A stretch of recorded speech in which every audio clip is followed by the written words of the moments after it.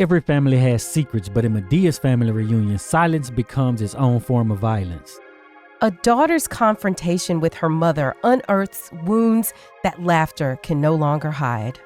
It's a moment that turns the film from comedic drama to emotional exorcism. In this most pivotal scene in the film, a daughter finally finds the courage to speak the truth her mother refuses to acknowledge, that she gave her daughter to her husband. And in that truth, the film finds its most painful and liberating moment. I'm Heit. And I'm Cheri. And you've discovered Axiom Amnesia.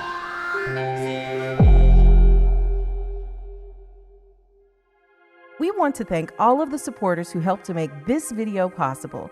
If you want your name to appear alongside these contributors, make a one-time donation via Cash App, or you can head on over to patreon.com/axiomamnesia to enjoy all of the benefits of becoming a monthly subscriber. We're going to spoil this thing if you haven't seen it. That's right. But I mean, it came out in the early 2000s. So hopefully, if you're watching this, you have seen it by now. But also, if you're watching this, chances are Tyler Perry has you hooked. Whether you love his films, love to hate them, or just can't resist them as a guilty pleasure. But here's what you might not know. We've already gone deep into Tyler Perry land. We've got entire playlists breaking down his stories, his characters, and all the drama you can't stop talking about. So don't miss out. Hit the description for links to the Ultimate Why Did I Get Married playlist and the Ultimate Tyler Perry Binge playlist. And trust me, you'll want to binge these and share them with your friends. So, first of all, this is, there is a Medea's Family Reunion play, which we will get to at some point, but this is actually the movie that we're covering here. And I feel like this is one of the first Tyler Perry movies that I ever actually saw. What? You know, I think maybe. I'm trying to remember. No, you what? had to see the first movie. What was that? Diary of a Mad Black Woman. Okay, right? You're right. So it wasn't the first one. You're right. But it's, I guess, one of the first ones. I feel like this is in the early set of films where the movies hadn't completely jumped the shark, where I felt like they were still good. And there was a lot of thematic content that I could walk away from and feel like, hey, this movie said something to me. So let's first go into a short summary of the film so that you can find out this scene that we're going to break down to give you the context of where we are in the movie. So the movie is basically about two sisters and their mother, aside from the storyline of Madea taking in a foster child who is, by the way, played by Keke Palmer in this movie. But anyway, so Lisa, played by Rochelle Aites, is engaged to Carlos, played by Blair Underwood, who is this abusive investment banker. And although Lisa wants to end the engagement, her mother, who's played by Lynn Whitfield, Victoria, pressures her to proceed with the wedding. And then Lisa has this older sister, Vanessa, who's played by Lisa Arundel. And she has two children by two different men, neither of whom are involved in the children's lives. And this is the situation that Victoria often uses to belittle her. And so Vanessa is eventually courted by Frankie Henderson, who is played by Boris Kodjoe. And he's this kind-hearted bus driver and single father who loves painting and just basically is an all-around nice guy. So though Vanessa is drawn to him, she struggles to open up emotionally and she finds it really difficult to trust him. Meanwhile, after Madea has violated her house arrest by leaving to get medicine for Joe, who's her brother, and both Madea and Joe are played by Tyler Perry, her lawyer nephew, Brian, who is also played by Tyler Perry, helps to cover for her. And the judge, played by Maybelline Ephraim, you know, the court room judge on TV, orders her to take in this foster child named Nikki, that's played by Keke Palmer, as an alternative to jail time. So initially, Madea and Nikki clash because of Nikki's disrespectful behavior, which stems from this rough past that's been marked by an absent father and an incarcerated mother, neglectful foster homes, all of the worst case scenario that you can imagine. So over time, Madea encourages Nikki to rise above her past through discipline and self-respect. And with Medea's steady guidance, Nikki starts to kind of change for the better. Meanwhile, Lisa ultimately decides she's going to leave Carlos. So she leaves and she's intending to cancel the wedding. She temporarily moves in with Madea, who's her great aunt, and her great uncle Joe, right? Determined to move forward with the marriage, Carlos sends Victoria, who is Lisa's mother, to retrieve Lisa from, Medea's house. So when Victoria confronts him about it, it's revealed that she and Carlos have been secretly siphoning money from Lisa's trust fund, which is leaving her nearly broke. So basically, the husband, who is like, this financial planner, whatever, and Lisa's mother have been stealing Lisa's, trust fund all these years. And this is why they need to get married, because, Lisa's going to need some money to live off. And so is her mother. So Victoria's insistence that Lisa marry Carlos stems from her dependence on the stolen money. And Carlos, however, tells the mother that he's not going to rescue her financially unless the wedding continues. So Victoria, the mother, goes to Medea's house, and then this is where this confrontation scene takes place. So let's take a look. Honey, I came to get you. I brought you a little something. So the mother comes in and the two sisters are in the room, and basically Vanessa, the daughter, tells Victoria, the mother, that you've been living off of her trust fund. You've been living off her trust fund all these years, and now that it's almost gone, you need a new source. Now, this is news to the sister, right? Because the sister is the younger sister. She's been babied and coddled. There is money from the sister's father, because remember, these two girls have different fathers. And so the older daughter, Vanessa, her father is, said to be kind of this deadbeat who walked out on the mother, leaving her with these two girls. And that's basically the situation that she mimics herself in her own life. She had two baby daddies, and she's got these two kids with the fathers not being involved and stuff. And, it's weird because when Lynn Whitfield played this character so well, the character of Victoria, because when she comes in, it is clear. It's like she hates her daughter, Vanessa. Like she loves the younger daughter and she just hates the older daughter. Vanessa. But it's busted out that she's been living off of the trust fund. And so the younger daughter is like, what do you mean? No, she got left money. And Vanessa's like, no, he left that money to his first wife. My dad left her money. He didn't leave her a dime. So the mother didn't get any money, and the only money to be had was the money that he left to the younger daughter, which the mother, in cahoots with her fiance, Carlos, has been siphoning off and spending all of these years, right? He left it all for his first wife. She's broke. Stop lying to your sister. What? She's not required to tell anybody about the money. That's what y'all said about the family that prays. She wasn't required to say she was a millionaire. But I mean, in this case, she was being a thief. So that's just crazy. But she stole her daughter's money, right? And then comes this complete unraveling of the dysfunction that we have been seeing. No, you're not. You're going to sit right there. You're going to listen. Because we don't understand why she hates this daughter so much. We don't understand. And so Vanessa confesses that when she was younger, she heard the younger daughter's father and their mother arguing. One day I was sitting at the bottom of the stairs and I heard Mom and your dad arguing about me. And he was going to leave her. And the mother offered Vanessa to her husband so that she wouldn't leave. I'll do it. And I didn't know what she was talking about. Want us to cover your favorite movie ASAP? A one-time contribution of just $50 or more to Axiom Amnesia gets you a deep dive on demand, a 30-minute discussion on any film you choose. It's easy. Step 1, send $50 via our website, axiom.app, where you can pay via card, Apple Pay, or you can pay directly via Cash App at $Axiom Amnesia. See the links below. Step 2, tell us your movie, email, the name you want to appear on screen, and what kind of deep dive you want. General, a specific character, a particular aspect of the film, etc. Step 3, watch your deep dive on demand with your name listed as executive producer.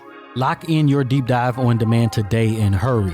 Spots are limited. This offer is not valid for filmmakers or distributors. Subject to availability and terms apply. And this is like the same story that we've heard multiple times in these Tyler Perry films and plays.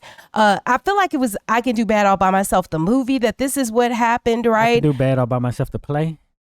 Well, no, in the movie, right? Because isn't that what happened to Taraji Henson's character, right? Her mother had given her to her boyfriend or her, husband or whoever. Yeah, that wasn't in the play? I don't remember. Y'all go to the comments because I feel like I've seen so many plays recently. Yeah, and then you have the whole idea of the Medea's destination wedding. I'm doing this because I'm trying to get paid, whatever. And then you have a fall for grace, the whole scam thing. Scam for money. It's like a remixing of all these trifling things. Yeah, the more of watching all of these Tyler Perry things, the more it's just all mixed up. It's not like one work influences the other. It's just all the works influence the next work. Or even that he has certain themes that's just going to show up everywhere, right? He has the theme of the terrible mother, but she's terrible because of things in her own life and, this generational trauma. Like these are the themes, and then they kind of show up in ways of, emotional, physical, and obviously sexual, violations going on. And so the mother, though, because she describes it, the mother gave her a bath, basically dressed her up, dolled her up. Then she put me in the bathtub. And she put makeup on. And then let her husband come in. And I appreciate that they used the R word in this scene. Let her husband come in and R word her. And then she let him come in and rape me. Because it needed to be said, like, we don't need to be, he gave her to him, so she slept with, no, that's not what happened. Like, I think you have to call a thing. And I feel like this is one of the earlier movies because, we saw it happen in different movies. We've seen it in The Color Purple, all of these movies, but they didn't say the word, right? And I feel like this is where Tyler Perry really went right with actually making them say the word in the scene. And so, the younger daughter, who has been sheltered from a lot of this, is totally flabbergasted. She's like, what, mama? I can't believe it. That is not true. Yes, it is true. And you're going to tell her. And so the mother is trying to defend herself, and she continues to lie about it, right? She doesn't want to admit that this is what happened. But if you want to continue telling these lies, I'm leaving. And then she finally admits, the mother finally is just like, he asked me for you. You are gonna tell her. He asked me for you. And if we were gonna be comfortable, I had to make some hard decisions. Do y'all hear me? If we were gonna be comfortable, I had to make some hard decisions. She said this like it was justification. And in fact, in her mind, it was. He makes the craziest characters. Just wild. But you know what? I'm grateful that I never encountered somebody or a situation like this where that was the case. But y'all go to the comments because y'all have done a lot of living and you have shared a lot of stories. And I want to know if you've ever heard of anything like this in real life. But happening where somebody is justifying that they allowed this type of violation to occur. Word on the streets is that a lot of people prefer people like this, right? They say, oh, I like so-and-so because they tell it how it is. If you speak of like some evil politicians that we know, right? They be like, oh, they cool because I prefer it to just be out front. You know what I'm saying? Then they prefer that and say that person is better than someone who doesn't say the thing, even though they both do the same thing, which is very weird. And then it turns into admiration for the person because they are like that, right? So, and we see it happen. Then the mother goes on to say, you should be happy you were able to help our family. You should be happy you were able to save our family. Are you insane? You should be happy. And this is just crazy, but I have actually experienced that from, various people who will come and suggest that your feeling about a thing that was bad happening to you should be somehow gratefulness, or that you should feel good about what happened because the outcome was good for other people while you suffered. I think it depends on the situation. This one is This is just so crazy. Yeah. This but is so if crazy. you set it up in a different situation, then it could be more of a dilemma. You should be happy you got hit by that bus because the family got $5 million and we was able to move up out the hood. Well, I mean, I think, I don't know. So, and y'all forgive me because I'm recovering from a bit of a cold, but but it was outlandish stuff that she was saying. And the mother defended it further by saying, I worked 2 jobs when your low down father walked out on us. And Worked 2 jobs when your low down father walked out on me. I wasn't going to let you take my little bit of happiness that's one away. thing that's And when I snatched my little bit of happiness, I was not going to let you take that away from me. noble, right? When someone say, I worked 3 jobs and I was tired and stressed and all this for the family, then like, wow, you did a great thing in sacrifice. So it depends on what the sacrifice is, right? Because that's 2 different things. You could have the person who got hit by a bus or who jumped in front of a bus, which is a sacrifice. And then you got the ones who worked the jobs and stressed and all of this and strained. And so, yeah. And I was tired and I deserved better. And I think that it speaks to the position and the condition of women, and particularly Black women, because that's who we're talking about here in this movie. That is part of the historical context of being on your own. And just like how that burden, how it translates itself. And what's deemed acceptable. Right, because like back in the day, if you 13, 14 and go off and get married, right, and whatever different customs they have where, you get land and all this and the family gets this dowry or whatever it's called. You know what I'm saying? Then you have those situations and then over time, those things go out of favor. And maybe one of the things that's hopefully coming up next is that same sort of a labor thing, right? The people, hey, I sacrificed, I had to work overtime. You know what I'm saying? Eventually that'll be like, well, that ain't nothing to be proud of or happy about. Or on a flip side, right? Where they'll say things like, well, what about how grandma was 14 and granddaddy was 23 or whatever, right? Yeah. Where she was, when they got married, where she was what by today's standards, certainly, and, questionably by the previous standards, where she was young. But she got married, and whether those were predatory scenarios and situations, and y'all can argue that out in the comments. What I'll say is that, people were operating within the times. And I mean, you can use that argument for anything, right? Because people were operating within the times when they owned some of our ancestors, right? And so that is not an excuse for the behavior, but I do think that some of this stuff is very, very gray. But it also got me to thinking about the things that women, that our Black women have had to do to survive throughout history. Now, some of you will argue and say, she didn't have to do that with her daughter. And I completely 100% agree. But what got me thinking about this even more, and I'm so happy that we got our hands on it, was a good, clean copy of Feast of All Saints. And if you don't know about the Feast of All Saints, that story, which was this miniseries that came out on Showtime, I think it was in like 2001 or something like that, or early 2000s.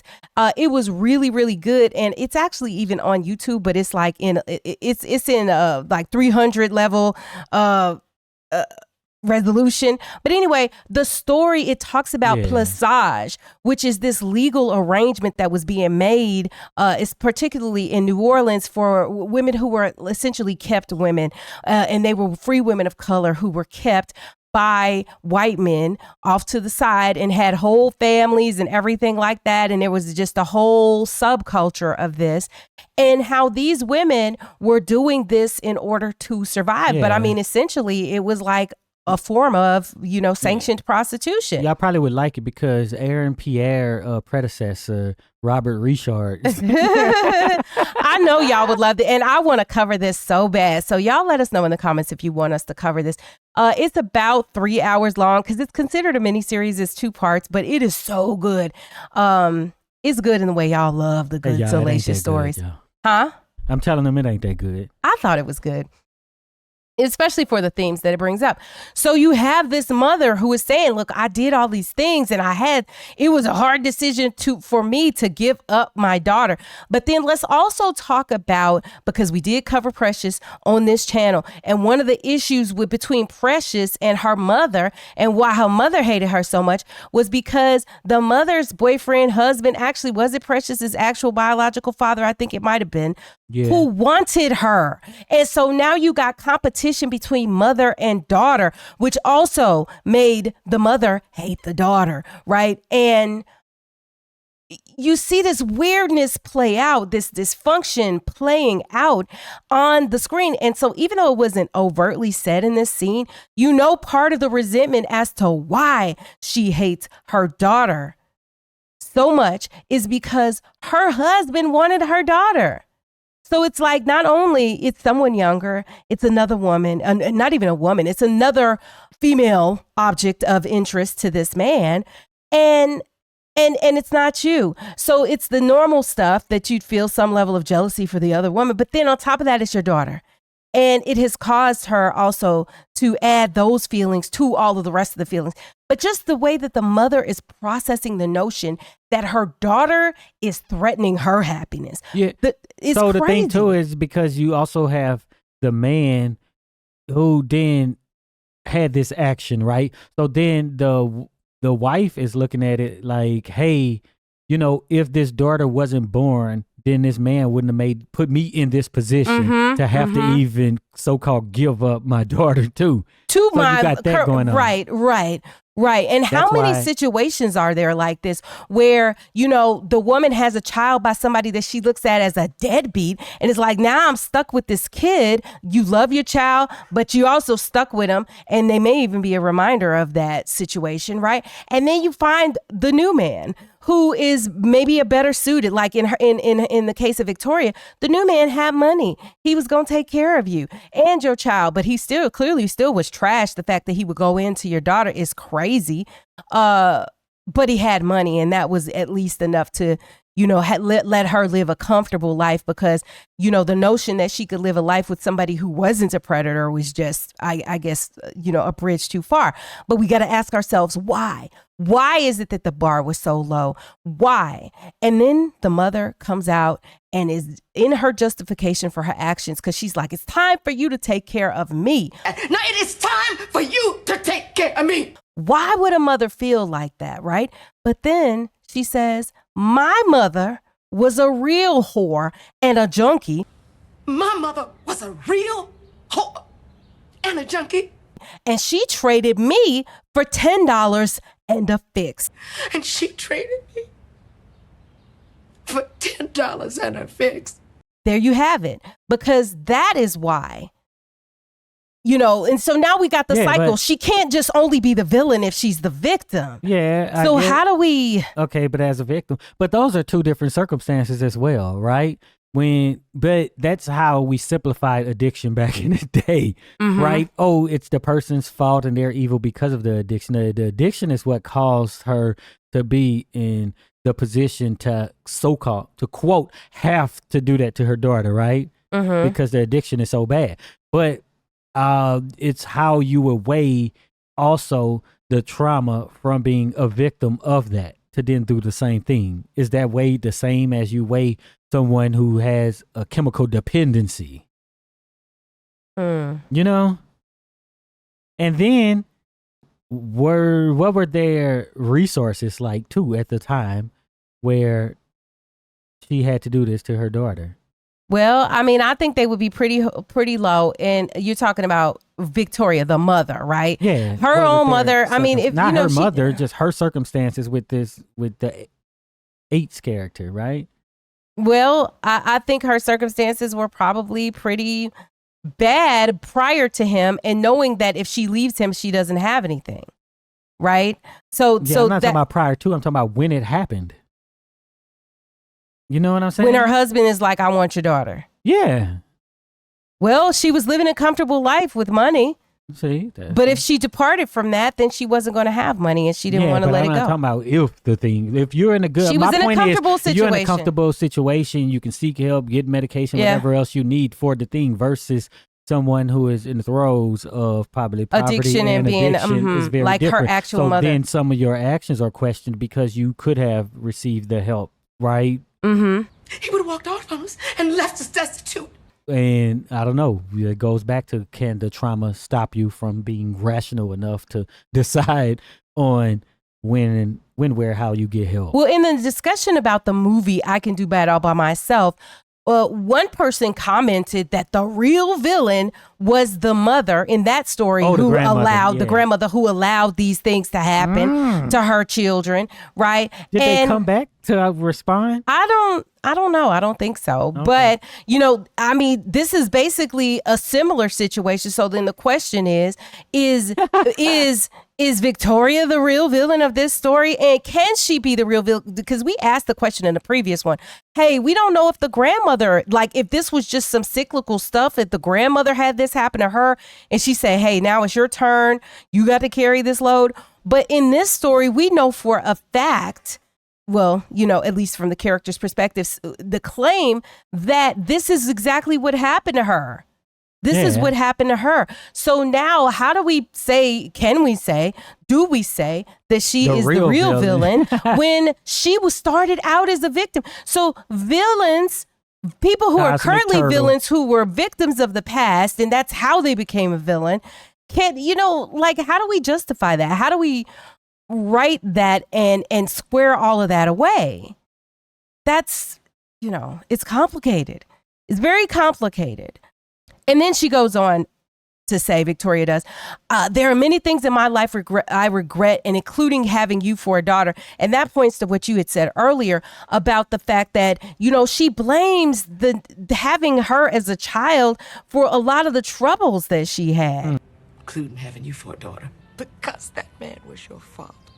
You know, for the, I got to take care of you, and I got to, you know, you problems, you standing in the way between me and my man, where, you know, that's how she's placing it. I could see that in a sense, right? Where a lot of pregnancies are, what is it called? Involuntary, I would say. Inconvenient. Yeah. Yeah, it's inconvenient. It's unplanned, right? Yes. Mm-hmm. So then that is a mistake. Right. And it could be something that the person regrets, especially if you don't have the means or it puts you in a position to, you know, not have the means anymore. Right. So, yeah, this is probably most of us are here, quote unquote, on accident. Yeah. Like, man, you know, messed up. I know when you get that news, it's when you see that second line pop up on that test, and you're like, oh, man. When you see that plus sign. And then you question, maybe I need to go and do something about this to prevent this after the fact. Right, right. You know, that's the discussion that's not had. But Victoria says, I will not apologize for the decisions I made. But I will not apologize for the decisions I made. So even though you did all this, even though you know you don't have empathy nor sympathy for what your child went through, and you said, and I'm not going to apologize for it. And why?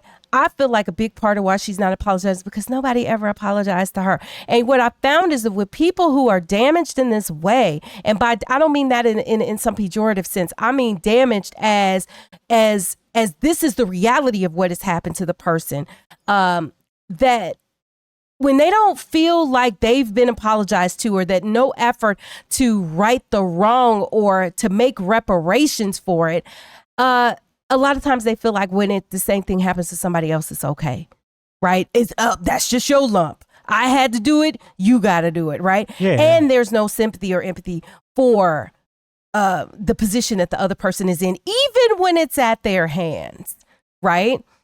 Then we get a completely different. So you see that Vanessa is going to be a completely different type of mother, because she does have 2 children. And she says, you know, I worry about my children and what someone is going to do to them every minute that they're not with me. About what somebody's going to do to them every second they're out of my sight. And I got a man now, right? Because Boris Kojo is in this movie. And, you know, he is a particular sort of eye candy for the time that, you know, everybody's like, Savannah, that's a good man, right? She's like, I have a man who wants to love me, but I refuse to let him because of you. But I won't let him because of you. talking to her mother. Like, she can't receive the love that somebody is trying to finally give her because of the hangups and the baggage she has from the things that her mother did to her. What you mean, how does it work? How does it work that she don't let somebody love her or whatever? Because she doesn't trust him. And she can't trust because the people who were supposed to protect her didn't. She can't trust because the people who were supposed to never let anything happen did let things happen. And in fact, were many times the perpetrators, right? Her stepfather and whatnot, and her mama, her own mama. So if the people who are supposed to be in positions where they never let anything happen to you just are asleep at the wheel, then trusting strangers is pretty hard. Trusting people who come into your life is pretty hard. Also, just because somebody's being kind doesn't mean that they're not going to be predators. So then you get into this big blow up with your mother, who is just even the most craziest at this point, right? Mm-hmm. And then now I could trust somebody now. Well, what I think we saw in that moment, and what's crazy, is she managed to do it without therapy. Yeah, that's what I'm saying. You know, but she kind of figured it out, and she said, you know, I'm going to love hard and I'm going to be a better mother. And that was a dig and all. I'm going to be a better mother. But she's like, you don't win. It's in a moment that you're being victimized, right? You're having some aggression towards you, in that you choose to do the thing, right? If I have some hang up about, I don't know, driving, and then I get in a big accident and I'm like, this convinced me that I need to drive. Well, you know, what? It's kind of weird. Well, I think she saw the trajectory because when her mother reveals this, then she's able to fully see the cycle, right? See, she didn't know all of this. She didn't know her mother was the victim of this before. She just was like, I don't know why my mother would do this to me, and this is horrible. And then she's in her own stew, not realizing that her mother was in her stew, which allowed her to behave this way toward her. And so in this moment, which I think is pretty astute, she's able to realize, like, hey, I got to be different. I got to break this cycle. And that's when she says, I forgive you with all of my might. I forgive you with all my might. And I'm going to pray God has mercy on your soul for the stuff that you did. Okay. And I'm going to pray that God has mercy on your soul. Now, that is incredibly huge to say that you forgive somebody for something like that in that moment, while she's still spitting hot fire at you. The mother is still angry. The mother is still like, you low down, you ain't nothing. Was it Dylan Roof over there? Was it South Carolina, right? Yeah. Where at his arraignment, they showed up like, we forgive you, when this thing just happened at the church in like a couple of days before. I'm not that evolved. Yeah. I'm not that evolved, you know, admittingly. But that's what she says to her mother. And, you know, you could tell the mother wants to kind of move to say something, but then she just doesn't in that moment. And the mother leaves and she's telling Lisa, like, get your things, and you know. That's what Lisa did. And Lisa went and got her stuff. You know, and so, but the sisters have a moment at the end of that scene where they hug because the younger sister had no idea of the burdens of the older sister. For those of you who don't know, you should visit axiom.app.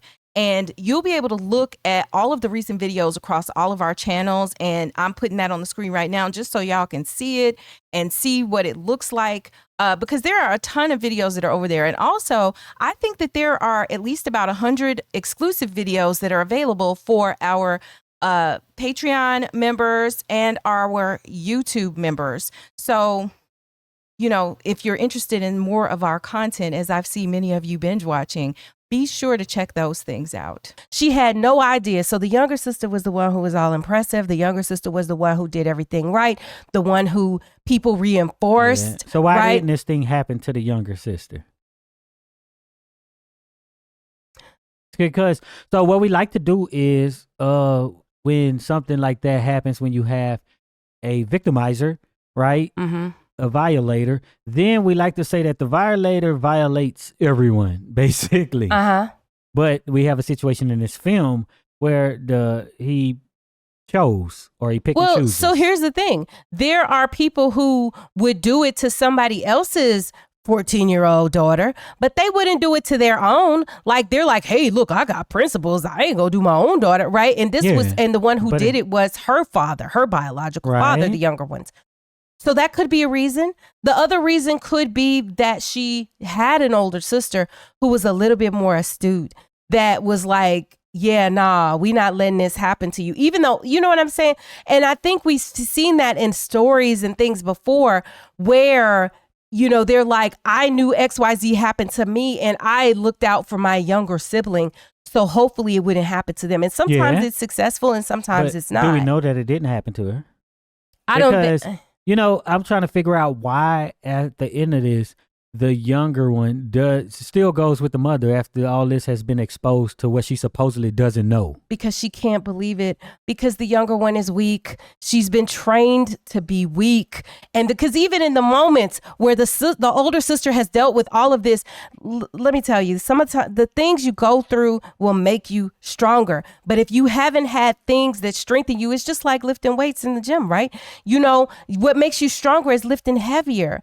And she hasn't had to do any emotional, and they talk about it in the film, she hasn't really had to do any heavy lifting.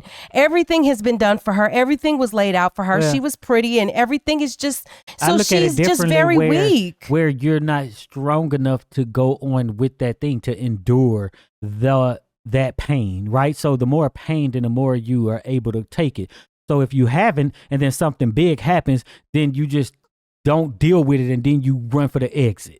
Well, right. And running for the exit is to go to the mother who's continuing to tell the lies. No, that's not what I am saying. Okay. Well, I'm saying, like, okay, if I never had anything happen and then somebody starts an argument with me, then I don't endure that. I leave that situation.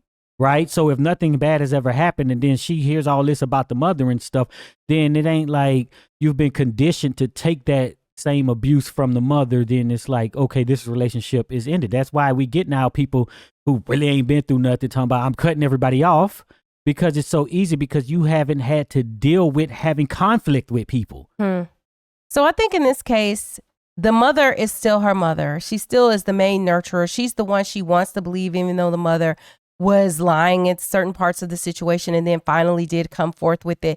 And at the end of the day, I think she didn't see a way out. And I think she might have felt bad for what the mother had gone through and what her sister went through, and felt like, now it is my turn to take a lump. Meaning I got to marry this man who's knocking me upside the head. But then you had the conversation with the sister afterward. I think the movie don't give it to me in a way that makes sense for the character. Yeah, when I look at Lisa, I just feel like Lisa was just weak. She was just... Mom, just stop that whining. She was beautiful and she was weak, and it was just the most you could expect from her was not to marry that man, which was a very low bar. And a very low bar. Almost happened. And even that almost happened. You're exactly right. You're exactly right. So to get to, you know, for those of you who don't remember what happened in the rest of the movie. So basically, after this big blowout that they have, you know, the family reunion happens, right? And it's hosted by their 96-year-old Aunt Ruby, who is played by none other than Miss Jane Pittman, a.k.a. Hey, that's one of my ancestors. Let me tell y'all, we were talking about the story of Miss Jane Pittman, and somebody said, yeah, I'm related to Miss Jane Pittman. And, you know, we had to laugh because, you know, that was a fictional story. That wasn't true. And so I said, you related to them? Okay. But anyway, played by Cicely Tyson, 96-year-old Aunt Ruby in this film. And so tensions erupt again between Victoria and Vanessa, you know, the mother and daughter, and the argument escalates into this physical fight after Victoria insults Vanessa's relationship with Frankie. That's the bus driver played by Boris Kodjoe. And so Aunt Ruby, Medea's daughter-in-law Myrtle, and Ruby's daughter Aunt May intervene, and then they lead the family to an old slave shack that was once inhabited by their ancestors. And Ruby expresses her deep disappointment in what the family... Yes. That's what Tyler Perry done with that old Confederate base. In his studio. Yeah, his studio is an old Confederate base. So Ruby expresses her deep disappointment in what the family has become when Myrtle urges everybody to just start showing love for one another and for themselves.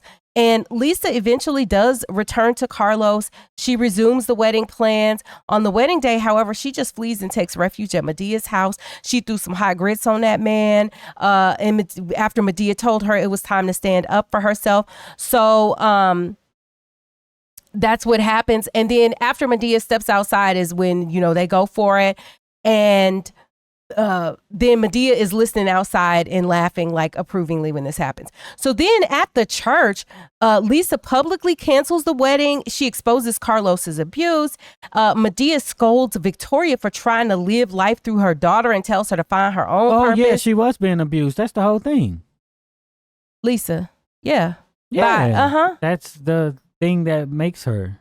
Well, maybe made her a little bit stronger. Well, no, it made her weaker, right? So that she just takes abuse, and that's why she takes abuse. And her mama probably was abusing her, but they didn't show it that definitely way. Being controlling. Yeah.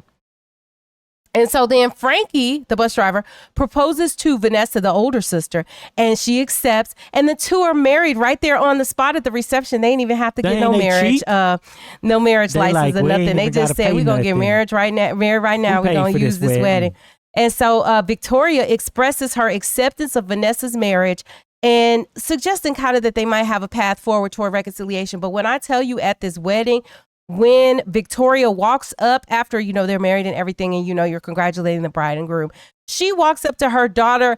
I know her daughter wanted to because mind you, they have now had a physical altercation, and her daughter did the right thing and didn't just knock her mom in the side of the head. Is that the right thing? Yeah, in that Go moment, to the comments, let us know if that's the right thing. I do think it was right what she did, but she was like, say less though. We not gonna act like we don't have water under the bridge, but I'm not gonna also just completely rebuke you in this moment. And so that's what happened in the movie. Why did he name this movie this?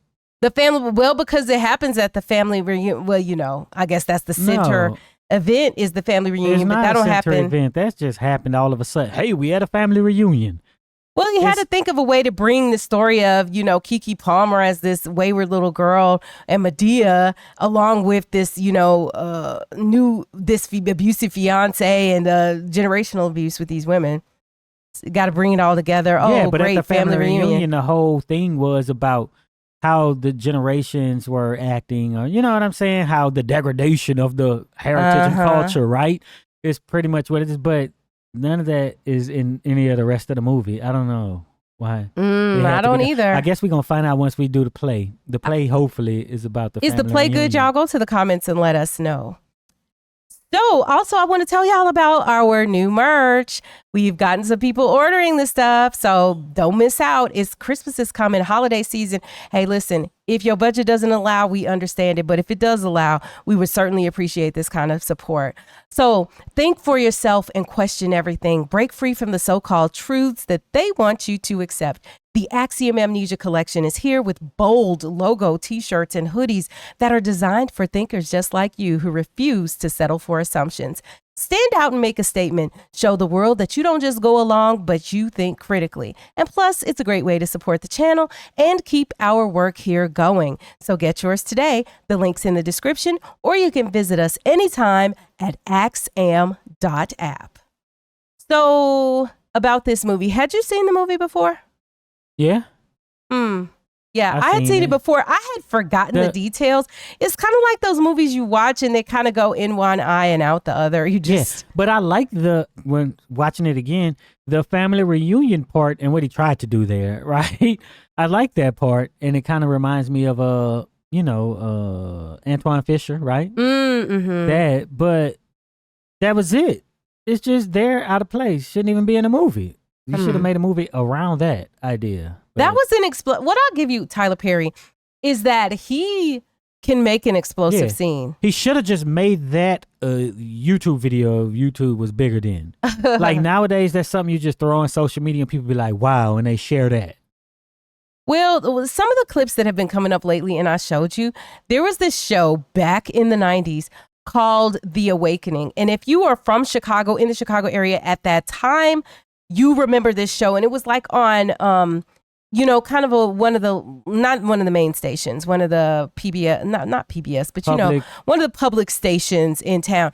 And it was it was church based, but it was a lot like this, where all the street drama and everything else like that was going on. And apparently, because we were talking to my brother, and apparently they had a new generation of it that came along that he was, watching and aware of, and knew the people starring in it and stuff. I think somebody stole the idea and put it on YouTube, I think. Yeah. So, but for some reason, the old clips of the show I used to watch were surfacing, and I was showing it to you, and we were just laughing. It's amazing to watch the hairstyles and the clothes people were wearing back then, because they were wearing these were just regular people who were acting out these skits. And the main character's name was Marquita. And if like anybody from Chicago back in the day, y'all let me know if y'all know Marquita. It's sort of like Doorman and Canigra. What on they call YouTube, the Tyler Perry of YouTube, right? Canigra, Dion, or whatever her name is. The people who are doing these moral dilemma type videos, or things that are meant to be these moral stories, right? And so but I loved being able to go back in time and see some clips from those shows, because I really did follow that back in the day. But as far as this movie is concerned, I think it is one of the great ones. I really enjoyed it as one of the early Tyler Perry films. And I don't even know that, I know it ain't getting an Oscar, but the fact that it highlighted something that's so important within the community and allows people who have been through this type of thing to be seen is just invaluable. I don't think we could put a dollar amount on what this means to people who feel seen and better understood, because the issues that they have faced are being addressed. So, I got to give it to Tyler Perry for that one. Can't wait to watch the play. If you made it this far, type generational in the comments so we'll know you're one of the real ones who stick around to the end. And be sure to check out one of the videos that's on the screen right now. Also, be sure to visit axiom.app, where you'll find all of our recent videos in one place so that you can watch them here on YouTube.